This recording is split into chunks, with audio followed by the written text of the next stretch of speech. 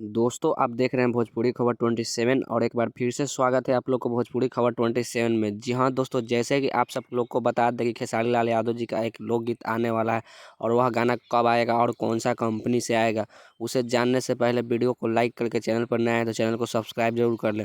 दोस्तों अगर बात कर ले खेसारी लाल यादव जी के नए गाने के बारे में, तो उस गाने को गाए हैं हमारे ट्रेंडिंग स्टार खेसारी लाल यादव और शिल्पी राज की आवाज़ में, और उस गाना को लिखे हैं टुनटुन यादव और म्यूजिक दिए आर्य शर्मा। और इस गाना को अनंता म्यूजिक वर्ल्ड पे रिलीज किया जाएगा।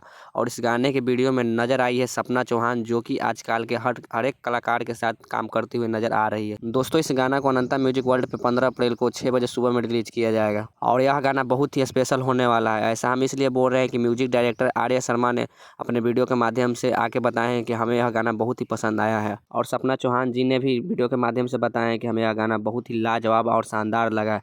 वैसे इस गाने के बारे में क्या कहना चाहते हैं नीचे दिए गए कमेंट बॉक्स में अपना राय बताएं। तब तक के लिए बाय, मिलते हैं नेक्स्ट वीडियो के साथ। जय हिंद, जय भारत, जय भोजपुरी।